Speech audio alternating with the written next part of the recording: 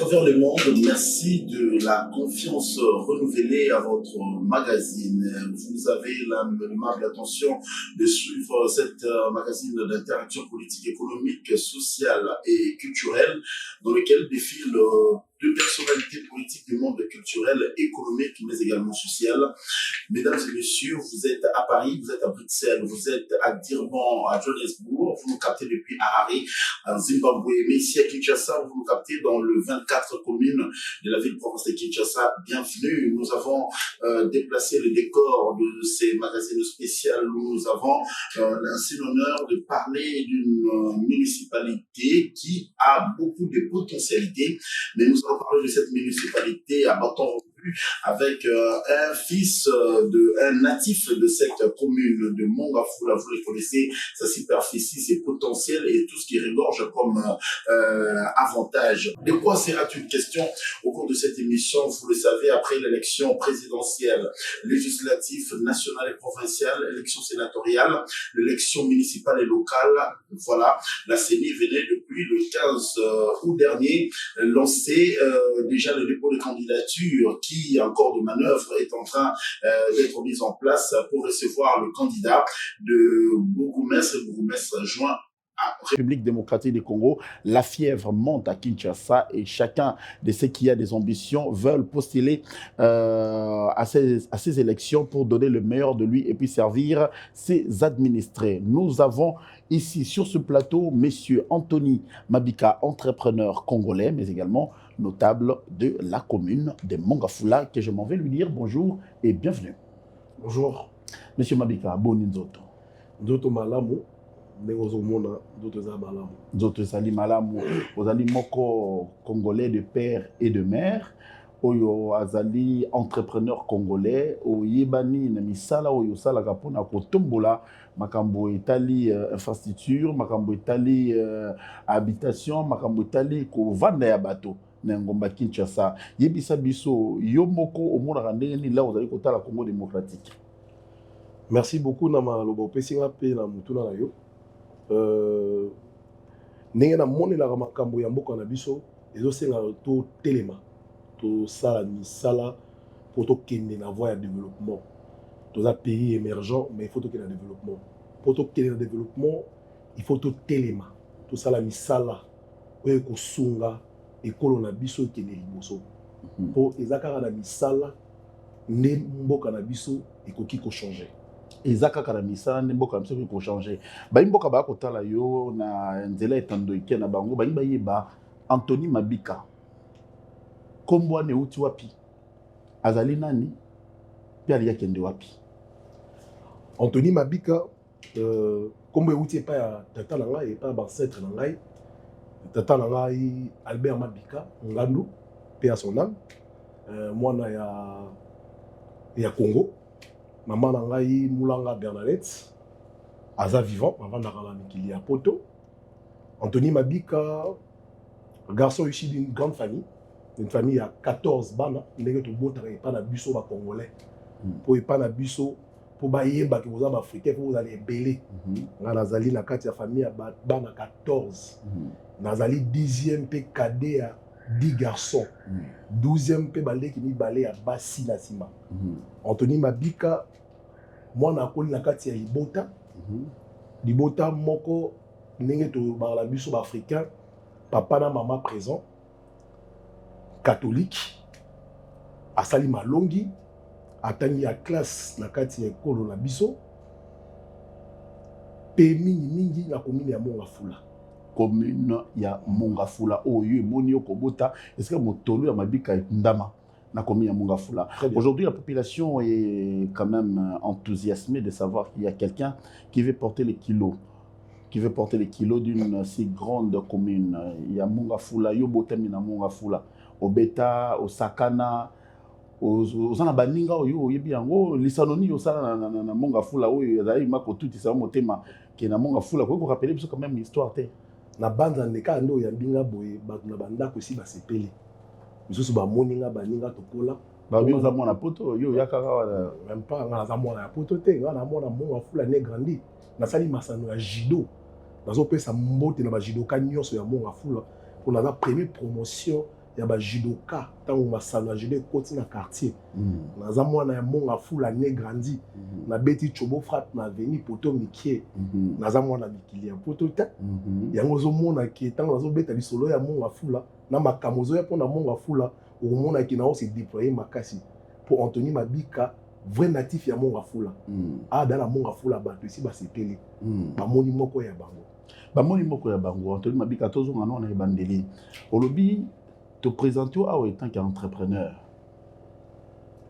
mosala ngo ya entrepreneuriat obandi yango wapi pour lelo lati identité wana mosala ya entrepreneuriat na bandi yango mwana moke étudiant pona tato aboti ngai ayebisa nga l'impossible n'existe pas alobaka la ngai mwana mobala la raté mwana mobala ya créaka na bandi entrepreneur pona koboya kosenga bato sopeka pona koboya sopeka na bandi yango moke Anthony ozomona oyo entrepreneur na bandi moke makasi bato bautala nga bayebi na bandi yango na ba commerce mike na la société ya mai na la société ya biloko ya kolia na quartier na monga fula bayebi à l'époque ba cuisine ebimi en bilan on ba oteka ba samoussa ba brochette na la société moko ya monene à l'époque bongo ko bandanga na tina kei na bandi koteka mituka tinza maye ko sunga la koti na kati ya entrepreneuriat ba benga la BTP travaux publics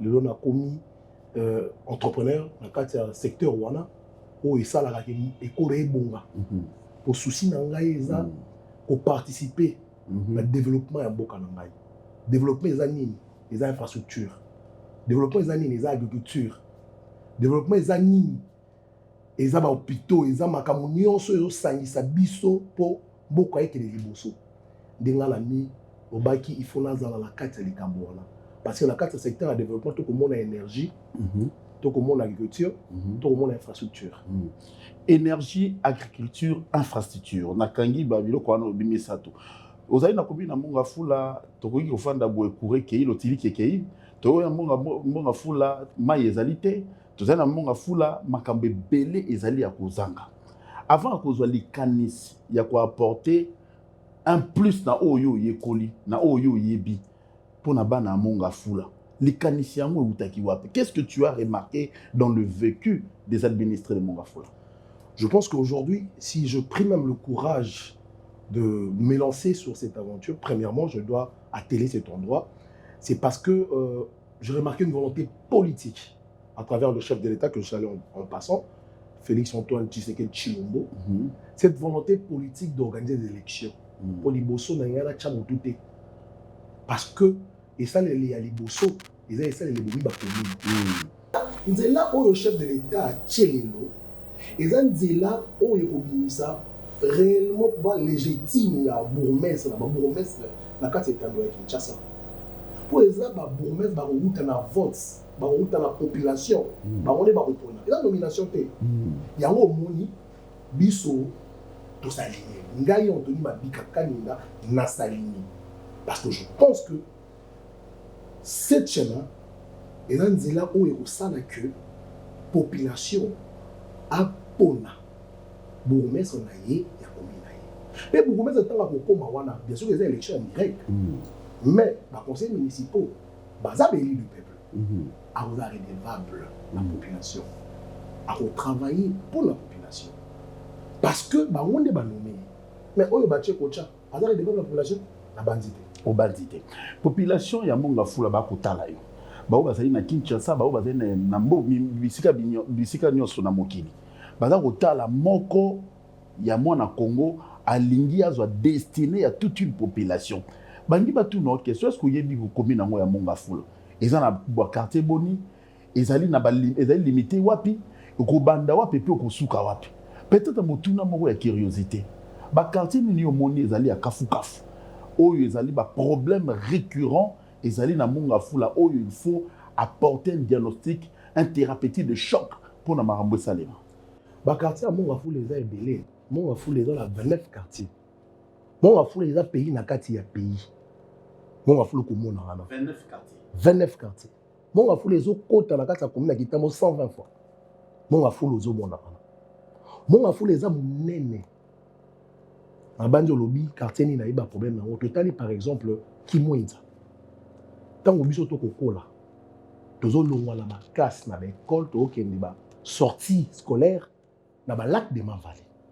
Et là, ma côté moi qui tout comme makasi. Fa ko pesa yo quartier on na yebi tant on a coli.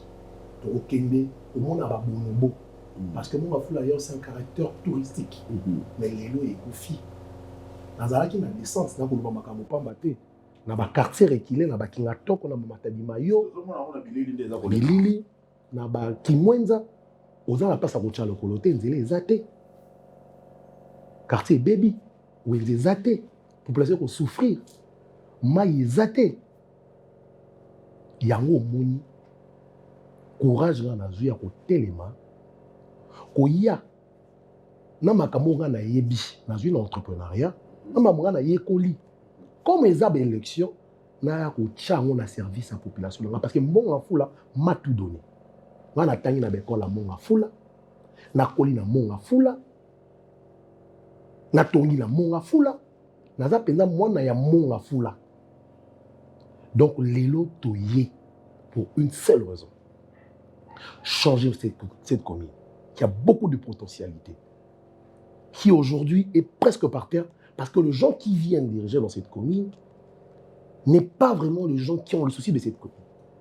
Moi, je veux que mon être autonome. Ils ont la belé. Ils ont la carrière. Et belé mon afula. Tout comme ça, tu as pépé, partenaire privé dans mon afula.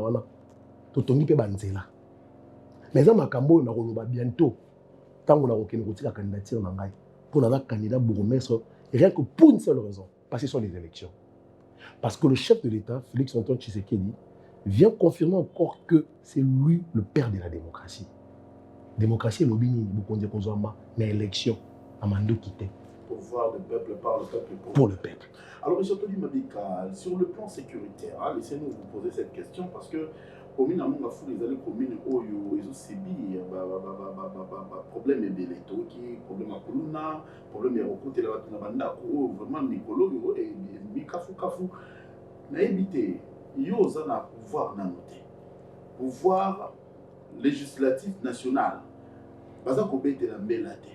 Les autres monde la commune na bino commune na Monga Fou la service intervention des habités population so kaza ko la ba côté biso ba kangi biso ba bomi biso ba toza ko yate to yebi tant il y a élection tant campagne électorale ko voter ko dévoiler nini na yo. Mais sur le plan sécuritaire les Camerounais là au tout au makasi oyo l'état congolais va apporter au travers municipalité à Monga Fou. Premièrement, Ndeko Guy Bochard, problème est dans la dirigeant pays à la commune. Il faut aussi avoir un lobbying fort. C'est très important. Il ne faut pas tout attendre. Nakala monga fula yaki quartier où comment on a terrain à bas et belé.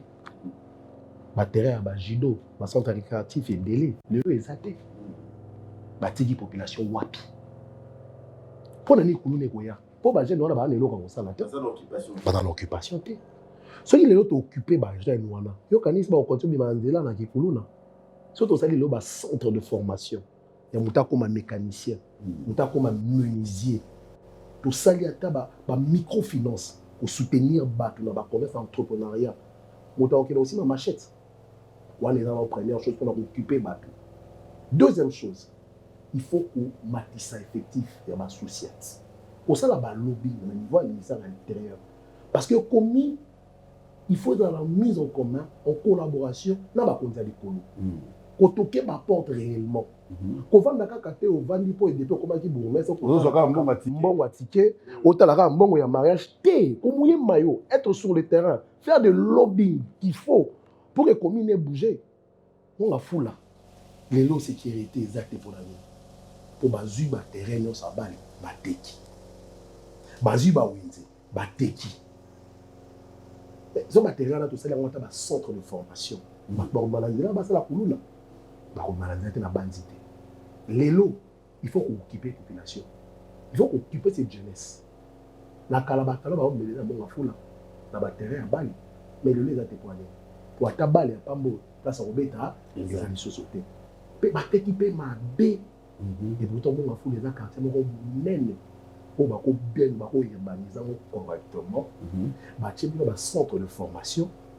bachepe batterrain ya bafoot batterrain ya babasket de manière que moto abimi na ndako après classe akata kobeta bale moto asisi classe to moto akotanga te totie centre ya formation abimi place wana yekoli atelier ake kosala mosala na banza kosima machine osima machine te mais attends kobongo il faut kosala ba marché il faut kosala ba centre de formation mais la commune en quoi sur le plan économique a généré kanini commune ya monga fula a généré kanini parce que na yebiki makanisi ya ko générer mbongo ekoya eza ba vision yo za nango na projet na yo mais commune actuellement za ko générer nini pour lelo biloko wana biso za ko décrier ngana na émission l'état bato baza ko kamba siko baza na possibilité ya kosala nalobi à base de guibo chose à Kinshasa te ba wende boni etoni na monga fula ba cimetière boni ekopela monga fula monga fula wana eza na recette ba cimetière kafu on peut rendre ça autonome et c'est quoi le grand problème aujourd'hui l'argent ne va pas dans les caisses ne travaille pas pour la commune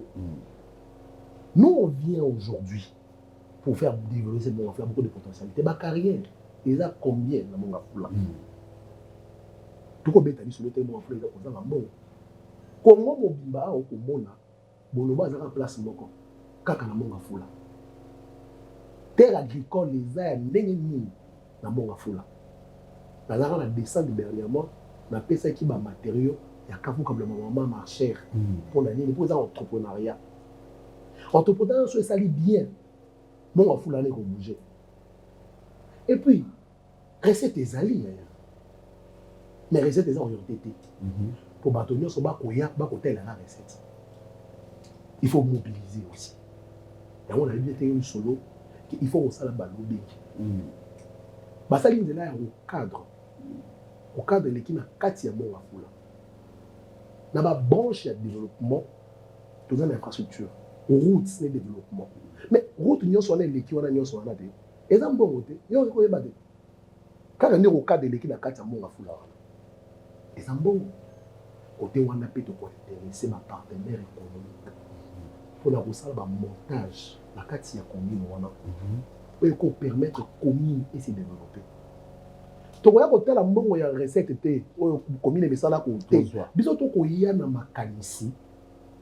Comment to ko sala pour mon on est ça ni et mata. Pour mon mata il faut qu'on mobiliser assez. Mobilisation c'est nini et c'est ni bateau bako ya baza na bateau te bayeka pour rocher lobongo na kati ya kesi ya commune baza na bateau baye pour retrouver ba solution pour commune mata la pese exemple ya nzela ya rocade là c'est nyonso nzela leki eza développement on peut exploiter ça mais na koloba mingi te pour na candidat na boyi ke makanisi na ngai baza au moment opportun na koya isusu pour développer une branche. Au moment opportun, tu viendras pour développer cette branche. Monsieur Anthony Mabika, vous êtes entrepreneur. Nous sommes quand même enthousiasmés de voir ce jeune parce qu'on n'a jamais eu ces échanges, de voir quelqu'un qui sort du lot. Tu es parmi ces candidats, les lots, avec porter kilo ana ya bima et puis à kolo, bah vous avez risque wana. Les lots communes ya monga fula, ils allaient gérer. Yonde mutoza mutalibo sauter à gérer. Commune ya monga fula, ils allaient gérer. Commune ya monga fula, ils allaient gérer. Les kambotali mai. Les kambotali courant, les kambotali soins de santé. Tout le monde a kambotali courant. Pourquoi dans la commune de Mongafula, l'énergie électrique est accessible dans la population? La bande qui est les kambotali courant est dans la commune de Mongafula. Mais pendant que nous, mais ça, c'est parce que vous allez permettre qu'il y a un Congo, pylône électrique, mais quand Mongafula, mais vous avez dit courant. Et on a lobby d'ailleurs, les Kogi Bochar. Tant que tu as na mapondani to ko yana ba stratégie pour même les kamwana ya ba wana et ici là papa lelo il y a moyen de faire des mini barrages il y a moyen de le faire mais pour le faire il faut quoi pas seulement l'argent d'abord il faut avoir la connaissance le contact et puis le lobbying on a ça entrepreneur la kamwe ba mboka mwa mingi au moment ba quartier mosusu na poto na mikili ya poto ils alimenté na énergie solaire. Même pas par le courant. Au moins, il y a un mini barrage. Il y a un Busanga, la Kolwezi. Il y a un barrage pendant une année. Il y a un Chinois. Il faut alimenter presque quartier Bimba à côté. On a les contacts. Parce qu'on a travaillé l'entrepreneuriat. C'est cette expertise qu'on va amener dans la commune. Bon, on va faire l'équissima et belé la aussi. On va chute de Lukaya. Et ça, la monga foula. Et ça, la monga foula. Comme moi, pour chute de Lukaya, il est la monga foula. Et ça, la monga foula, c'est la première courant. Il y a un biso lelo. Na moi connaissance autozui. Na kate misala entrepreneuriat. Na ba contact aux anango. Na ba lobby. Togoya na commune wana pour le refaire développer. Togoya na commune pour commune échanger. Pour utiliser la technologie de Lukaya. Na bateau bazo comprendre les gens. Pour créer même un mini barrage. Calmement. Mais il y a moyen de faire ça. Il y a moyen de faire ça. Beaucoup de gens ont banque. Tout ça va pas être privé. La banque a sauté, banque a pas mais il faut y aller voir au sol. Là, pas. Oui, mais quand il y a un entrepreneur, na kati makamu bello et ça mis na mboka, où il mingi mboka. J'ai participé. J'étais pendant le jeu de la francophonie où tout le monde pensait que ce jeu-là va pas se faire. Moi, je suis de ces personnes qui croient. Je suis de ces personnes qui veulent trouver là où les gens voient un désordre, nous on voit des solutions. Très bien. Je pense que ce jeu de la francophonie a été fait. Pourquoi? Parce qu'il y avait une volonté d'abord politique et puis de l'énergie que les gens avaient mis. Donc, pour te dire que c'est faisable quand il y a des volontés. Partout, il y a une volonté, dans la Kabakamu, Salamaka. J'ai la francophonie, Salamaka qui m'a fixé un impact. Partout, il y a sur la Kinshasa, je participais pendant ce jeu-là. Mais les bandits, c'est pour te dire, dans le cadre de l'entrepreneuriat, c'est un esprit dans la race, il y a un vainqueur. Parce que mon désir, il y a un maille. Parce que mon idée, il y a trouver solution. Tu as été dans le bureau. Tu as été dans le pototé. Si tu regardes bien, je parle moi en français dans cette émission. Parce qu'il y a un mot qui est le poté, Biso. Biso, tu as une idée claire, pratique. Pour apporter développement. Le cap pour le développement de la commune de Mongafoula qui est juste une nécessité que Anthony Mabika est en train de voir. Mais les Cambongo, les alliés, comment matérialiser les Cambongo, il faut bateau, simbi, bokondi. Il y a qu'organiser l'élection, ça les élections. Le chef de l'État a payé ton. On a eu les élections présidentielles, dans le bac, on a eu les émissions législatives nationales, provinciales, municipales, locales, toutes les élections pour gouverneur, les élections pour bourgmestre. On dit moi Nungu Ezali. Moi Nungu Ezali. On dirait pouvoir politique, na pouvoir aussi Mambami Solo, parce que na poste élection pour matérialiser ma qualité beaucoup dans Bokate. Yo zali moko ya mona ya Congo. Wazali na likamisia comme on a élection wana ezala parce qu'aujourd'hui le pouvoir est géré par la base. Mbela ni okopé ça et pas mon question na o tout dans la dévolé. Il y a un caractère politique. Il y a aussi un caractère social to yeba to bosana té. Banane ba ko banga. Banane ba ko banga. Pour chef de l'État za moko, ko konza mboka lobé élection kozala. Ngai na élection élection kozala. Parce que c'est lui le garant de la nation. Il a déjà dit c'est athée. Je pense même le ministre de Finances, que je salue en passant, le grand Pakibo, Doudou Fouamba, c'est quelqu'un qui a une grande vision. Les Kambouye élection, ils ont les Kambouye Tikala, la Katia Banal, la Kakena chef de l'État. Qui a qui moko ya chef de l'État pendant que Kakena a organisé une élection communale. Que les gens qui ont peur, qui s'alignent dans les élections, vont dans la retard. Bako bangani babisana ki mabe. Outi commune songolo ba nommé au kaka oye au fandi au occupé à tabana ou à communauté. Et aujourd'hui, le temps a été donné déjà. Ces pays ne manquent pas d'argent. Nako banza expertise. Il y a Doudou Fouamba ministre à finance. Moyen qu'on trouve mes élections au salama. Base babo manzoto mingi te ba s'aligner na maponani. Na koyoka gauche droite ba ko pesa même ba mbongo po ba étouffer l'élection ko bangani. Tu sais moi j'aime le genre de personnes qui s'adaptent dans les conditions. On dit oh la base à peur, pourquoi la base à peur? Aligner les gens. Faites adopter les gens. Ah, on est indépendant. Faites adopter les gens. On te to banza contrat de kozala sous la côté à pouvoir te pour nani. Besoin de toi bon oui voilà pouvoir. Aligner les gens. Faites adhérer les gens. Faites travailler les gens. Va voter bango qui travaille pour la population. Pour qu'on travaille ou en athée, dès qu'on soit la chef de l'État. Bon monter. Les lois ba commis les alliés salité de Kobocha. Pour nani. Parce que rôle il y a moko na moko pe il faut y bana. Et ça le rôle il y a gouverneur de la ville pe karaté. Na ba commune pe il faut la gestion ya ba déchets ça là. Il faut salubrité ça là. Parce que tant que commune na commune et travailler kitoko, on a un résultat sur bimisa Kinshasa kitoko bon côté. Moi je pense même que c'est tant que le chef d'État donné va aider dans un changement pratique parce que tout le monde qui va venir qui a été voté va travailler pour garder son poste. Et pour garder son poste, il va travailler réellement dans des trucs pratiques qu'on va voir, de changements réels qu'on va voir. Et ces changements-là vont bénéficier à qui? Au chef de l'État. Au chef de l'État de la République démocratique du Congo, Félix-Antoine Tshisekedi Tshilombo, qui a d'ailleurs montré sa ferme volonté de faire bouger de l'île. Aujourd'hui, il n'y a plus question de retourner en arrière parce que la CENI, qui est l'organe habilité d'organiser les élections, a déjà donné les temps depuis le 15 août dernier en ouvrant les BRTC pour que les gens viennent déposer les candidatures qui prendront du reste 13 jours. Candidat bourgmestre de toutes les communes à travers la République démocratique du Congo, le temps a été donné depuis le 15.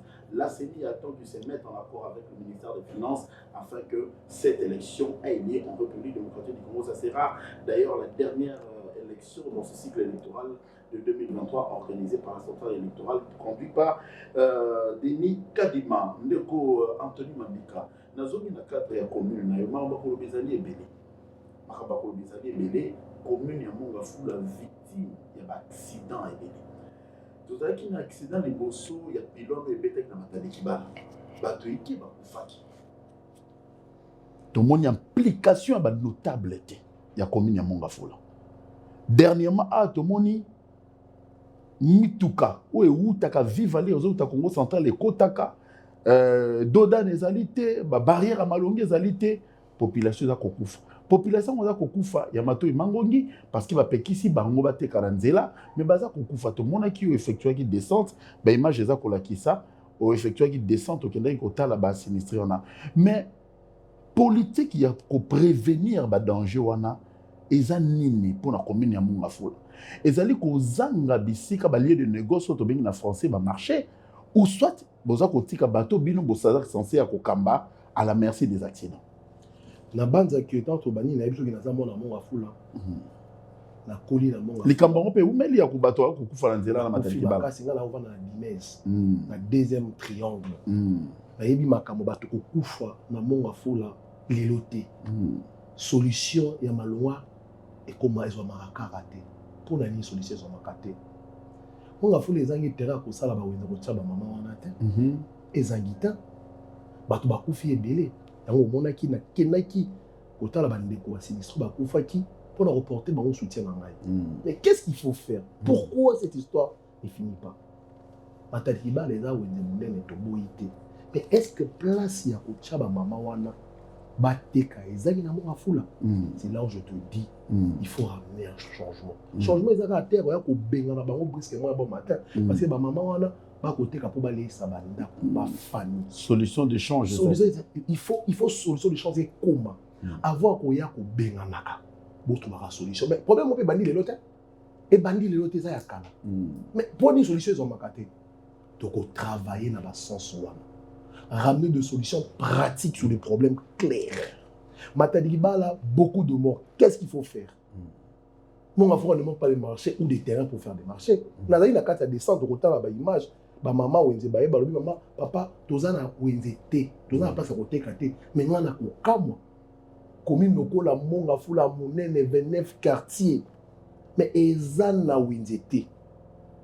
Lingwa de koti 29 fois na Mongafula. Belgique au Komona et côté 9 fois. Mais tous en wenze. Donc, et on a lobby au moment opportun, na oya ko dévoiler yo. Planning na plan d'action na ngai. Pour na la carte ya politique, ba bena ko loba mususu ba ko we ba ya ko récupérer. Mais système ya ko benga na kaka. Sans qu'on trouve solution, et un système mabé. Il faut trouver des solutions claires avant d'agir, il faut avoir des plans B. Au long li batou ah wa benga no tiki nga ba ke no kufa olobi on nga la za bourgmestre o benga ni ka batou tiki bango mais il faut trouver une place c'était pour y on est bourgmestre la communauté mama bolongo awa pour batou si ba kufi mingi awa bo kende côté oyo c'est ça le sens de gouverner. C'est ça le sens de diriger. C'est ça même le sens de comprendre qu'il y a une autorité dans cette commune.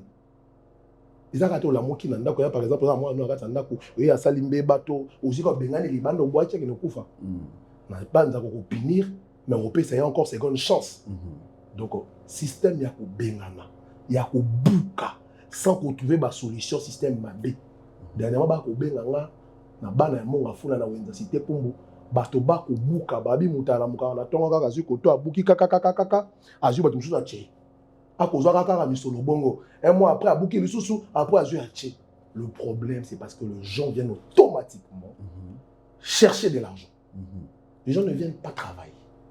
Yango moni biso ngai Anthony Mabika mwana ya monga fula entrepreneur toko yana makanisi mbongo eza mabe te koluka mais luka yango na ndenge ya malamu na ndenge longo bani na ndenge longo esa makitoko pour changer les communes, ramener des solutions pratiques sur des problèmes pratiques parce que dans mon plan de développement pour moi dans mon plan d'action j'ai toute l'arbre de problèmes et l'arbre de solutions. L'arbre des problèmes et des solutions claires, pratiques, parce que je suis quelqu'un de terre, je suis quelqu'un de pratique. Je ne viens pas patauger. Balobi érosion ezali. Tout ça la nini po érosion si là. Et ça a été père ezali. Mais sur le père ekozalaka. Mais sur les ali. Mais sur les anguité. Les anguité.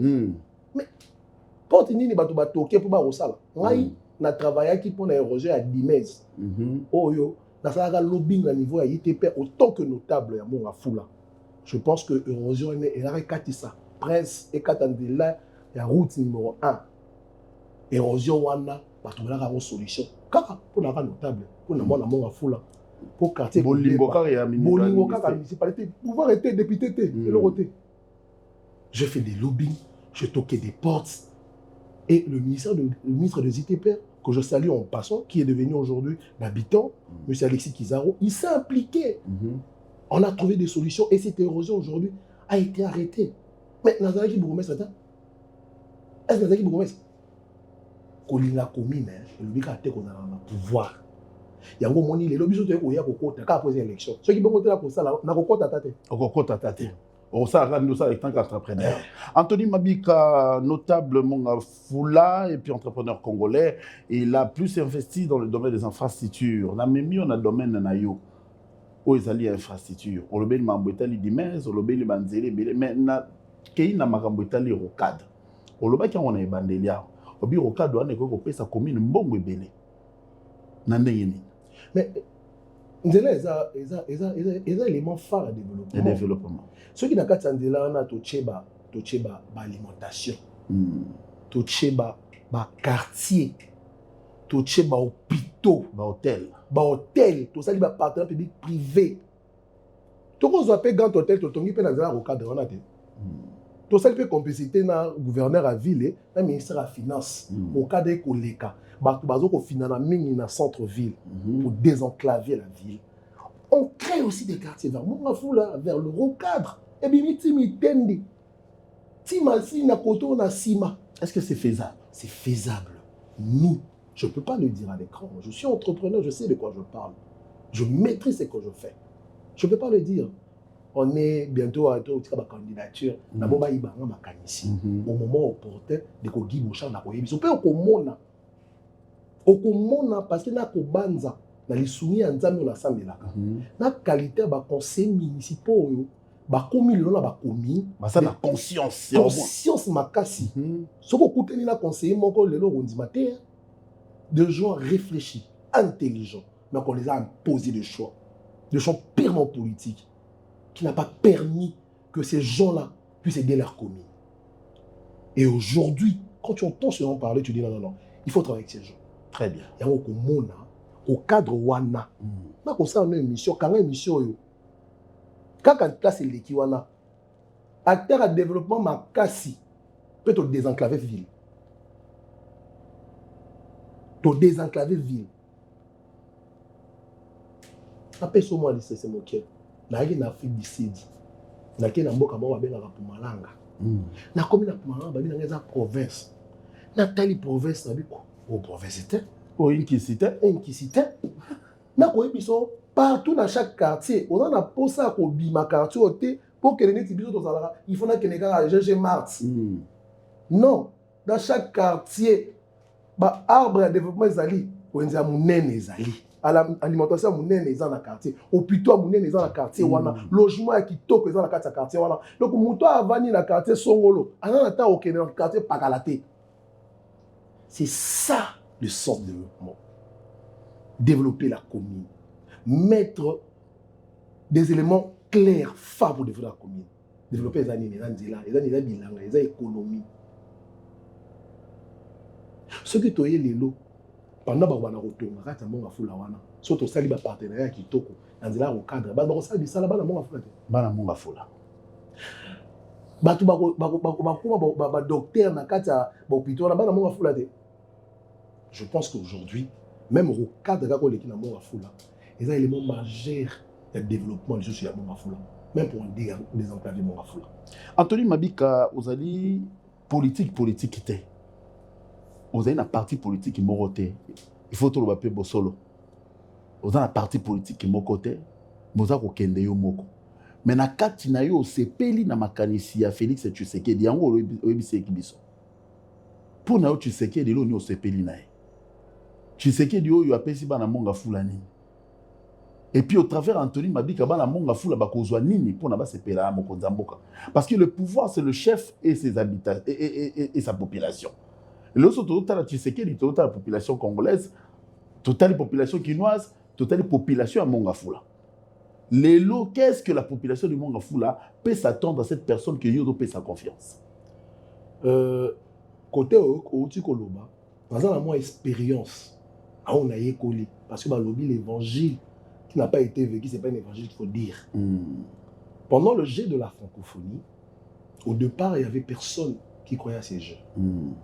Je vis comment le chef de l'État s'est impliqué pour que ces jeux se fassent paix et salamaki.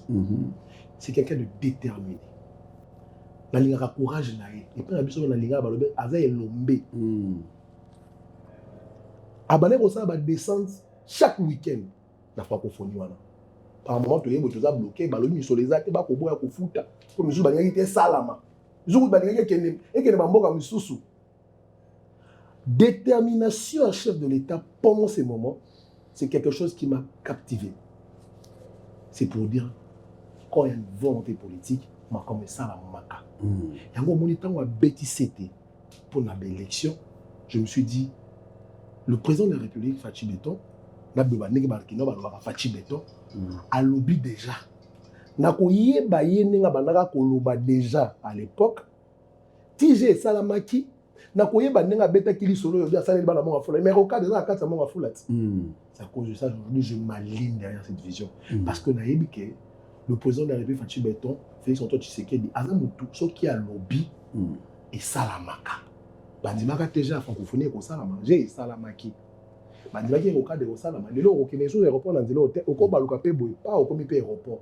Rien que na belément mi balé pour na bunga balakata makanisi ngati, c'est à cause de ça j'accompagne cette vision. C'est à cause de ça je m'aligne derrière cette vision, une vision politique, une vision démocratique parce que le vrai pouvoir c'est dans les élections. Le vrai pouvoir, c'est vraiment dans ma ponami. Il y a un moninga la saligné. Pour na yebi, nenga pesi déjà. Mungongo naï à lobby élection ezali et kosala. Élection ezali et conseil la population qui nous regarde à travers le monde, retenez qu'Anthony Mabika, c'est un notable de la commune de Mongafula, un acteur de développement entrepreneur congolais qui a beaucoup travaillé pour la réussite du jeu de la francophonie qui a eu lieu à Kinshasa.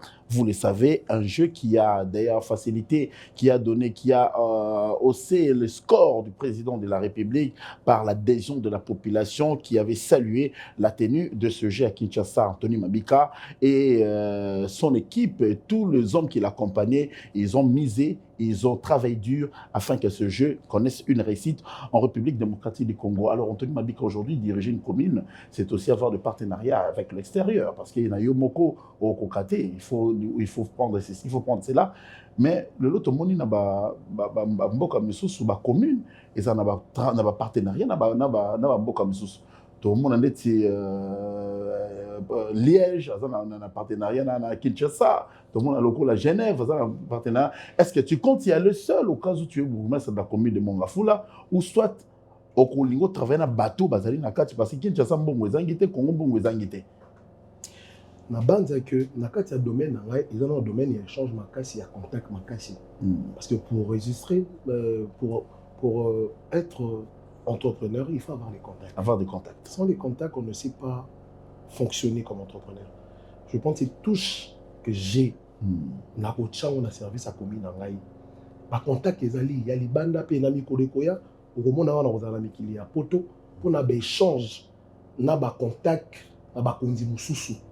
La roloba place na kokindité mais la routine de lo ba image pour na ko boya système à koloba mingi na lingi système à action parce que ko diriger commune pe neti mo wa fula et ko se pe contact et ko se pe lobbying et ko se pe ma ko yeba pe ko yebana na bato basala ka misala o baza ba terre ya développement pe bato to za na bango o lobby Anthony Mabika ozanga na za manga mo côté na yi na ba partenaire na moment opportun na relation ba partenaire politique ou économique na ba partenaire nyonso na ba partenaire ceux qui na ba partenaire te na kosi mais ba partenaire na avantage na bango et dans la politique et dans l'économique et bato ici ba marquer ba pas ba sali to sali et simbi donc to ko ya ko ye ko laté to ko ya ko sala pour esimba pour essayer to salaki ba contact à libanda ozali nango au monde à Nicolas on a aidé même que changer la rencontre bah conseillers municipaux et en commune à Mongafula et qu'on a peine conseillers municipaux à commune à Molenbeek en Belgique il faut échanger les ala il y a un éco ça là changement les ala quand on a dit moi dans mon quai mon père me disait ceci Anthony il faut pas rester toujours au quartier il faut sortir je ne comprenais pas en sortant on accueille toujours quelque chose de positif et si de négatif et négatif faut pas quitter il y a positif au yénao. Donc ma partenaire azali. Alors likambo to ka rappel na politique itikanga na tuba o matonga likambo to ka politique ya ba mot d'ordre parce que le ba roza moto moko le ba ki on a bandeli émission on peut prendre quelqu'un qui n'a ni expérience ni volonté il ne connaît même pas la réalité du terrain ba imposer kaka zalana parce que mot d'ordre moko euti na XY le lo moko nzambo ka to moni même la configuration du gouvernement pour la sauver budget azul Muzitu qui sort de nulle part. Azul Muzito azali na famille politique na yeti azali na union sacrée achewana parce qu'il a vu l'expertise parce qu'il a mon élo que c'est pas naï sans message ni européen ça hein la population ya Mongafula bazela ni pas na et puis bato oyo bazalaka entre guillemets ba décider na mambi etali politique ba kanisa ni n'est pas Anthony pour na makaniso azana pour na bana Mongafula parce que occasion o eza unique o epesa meli bana Mongafula basa la choix au travers ba conseil municipal na bango basa la choix moko judiciaire ya ko mema la personne qu'il faut la place qu'il faut pour na ba solution o ezali sur le plan sécuritaire sur le plan sanitaire sur le plan éducatif sur le plan environnemental ya commune na Mongafula lelo moto so akoti commune na Mongafula amona keno na koti esika mosusu olobia ekota 29 fois na commune na Kitambo hein c'est ce que tu vois et au compte 90 fois la commune à Kitambo 90 fois commune à Kitambo 120 fois la commune à Lingwala 9 fois na mboka ya Belgique 9 fois mboka Belgique donc vous avez gérer toute une république très la république alors yebisa biso le kamboba mot d'ordre population à lingi yangote et puis population ko s'attendre na nini pour na ba élection na au cas où bazu mwana na bango o baza ko pesa elekia là ko banza que ta question déjà une réponse. Ce qui m'a dit à Mboka, il y a mon politique à l'Iboso et à Mboka. Alors, il y a une élection. C'est la ligne super mot d'ordre. Bon, il y a des politiques à l'Iboso. Alors, il y a pouvoir y a solo même naïf à Tchib Bétonné avant pour voter qui naïf. Nous avons un peuple. Nous avons un peuple. Bien, nous sommes alignés. Ça veut dire, mon condamné, c'est l'opinion. La cocha commentaire était. Parce que le président, le chef de l'État, a déjà donné le mot d'ordre. Le mot d'ordre, ce sont les élections. Na kokota na ba détail était na ba fonctionnement ya ba parti politique était pour exemple la carte ba lemoko makasi na boyina on a kolobo alobaki na ngai je m'aligne derrière la vision du chef de l'État de faire ces élections parce que ça sera une première fois à l'histoire après des décennies et que je pense même que ces élections vont marquer le quinquennat du chef de l'État parce que Ça fait très longtemps qu'on a eu ces élections municipales, communales, très longtemps.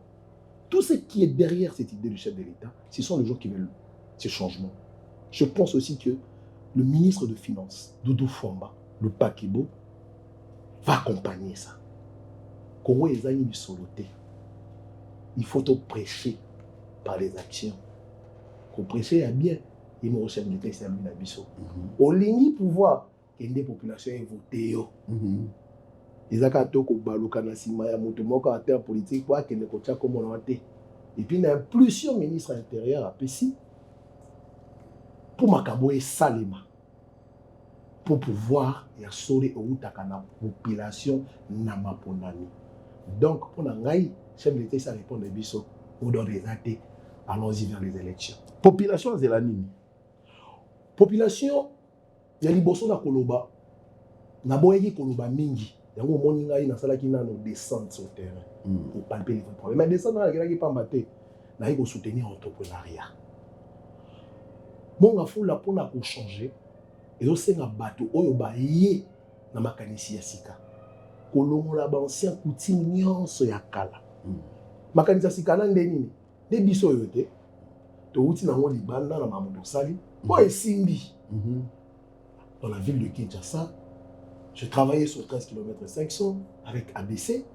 Oh, misala est mon ami, misala paye à Kitoko. Mais t'es pas dans le solo, pour te donner un contact. Tout ça, montage, opération à zéla changement. Moi, on va foutre les gens dans zélaté. Varir ben, on va foutre les athées.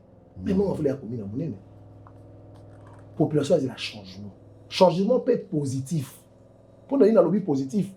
Pour eux, on a une négativité.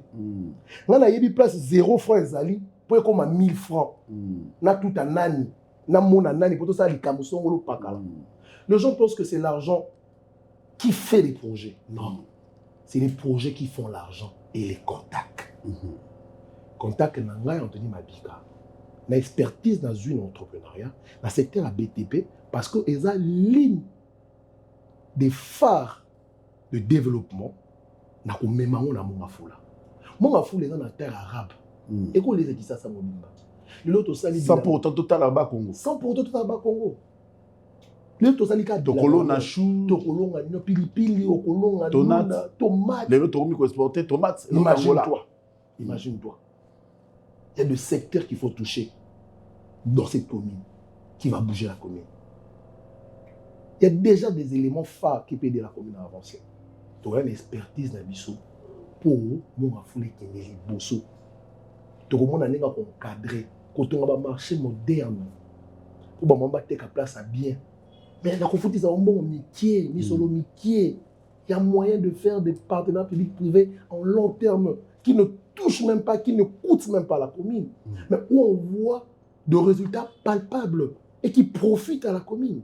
Il y a moyen. Na ko pandana mingité. Pour ceux qui n'ont pas de pandana, ba ko yiba ba kanisi.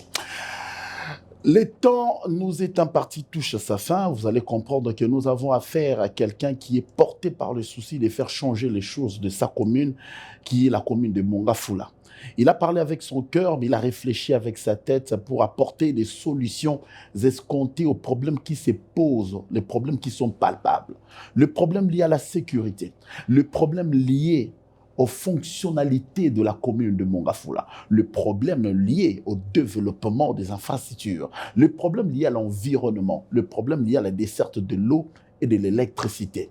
Il y a des personnes qui sont capables. Aujourd'hui, ils ont pris l'audace et le kilo d'apporter des solutions. Question, qui est la commune? Question, qui est la population? Question que le pouvoir politique accompagne cette initiative pour que le chef de l'État réussisse son mandat. Le mandat du chef de l'État, écoute-moi bien, chef de l'État Félix-Antoine Tshisekedi, pour que tu réussisses, il faut que la base sente que l'action du président de la République le concerne. Les lorsqu'ils qui ne lisent pas, autant on a 500, pendant 100 francs, tu es en train de réussir. Mais il y a des gens qui ministre à côté d'un supermarché, ils pas $10. tu ne réussis pas. Vous nous avez suivis à travers le monde. Suivez cette émission sur Bossolo Télévision. Suivez-nous sur Sambé-DJ, mais également à Canal Kin. Vous aurez aussi l'aimable plaisir de suivre ça dans certaines chaînes YouTube qui auront l'amabilité de relayer ces programmes. Peut-être un mot de la fin, notable de Mongafula.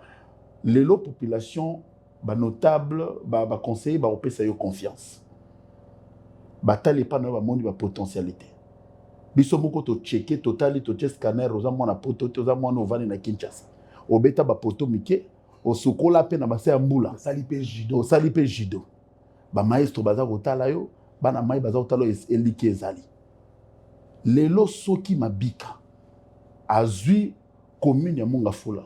Ba omona ita ko fanda quelque part, osota rocha base na vraiment na Mongafula. De to mona ngolo kola komisama. Avantage ya batone tibiso nde yango yote. Kokende si tokendaki, kotonge si totongaki, komata pe posi tomataki. Toarande na posa a changement. Avantage ya batone tibiso nde yango yo. Kokende poto esi tokendaki. Bongo te, tokimaki pete. Tobunika na kisasa wa. Koye kola toyeka na kisasa wa. Yango epa na biso changement eza ya réel. Pona ni eza réel. Po makamu nyonso esalaka moto ya ko bebisa. Biso tozi tolongaki yango bien avant. Souci eza ya population échanger. Souci eza ya Mongafula oya pesa biso nyonso. Ezonga Mongafula ya kala. Mongafula ya quartier bana mayele. Mongafula ba quartier bana bavanda ka bien éduqué. Mongafula oyo ezalaki pasa koza mo pepe ya kitoko. Lelo salité comme partout. Poubelle partout. Yango biso to yina changement. Changement ka te na maloba. Mais changement pour place to outil na auto ko sala et si to ningisaki yango tozo même expertise wana na kati ya commune na biso ya Mongafula. Na ko signaler pe pendant que na plateau na yo que na ko sala dépôt na ngai le 25. C'est 25 ici na base na base ya parti politique mais base ya bana ya quartier.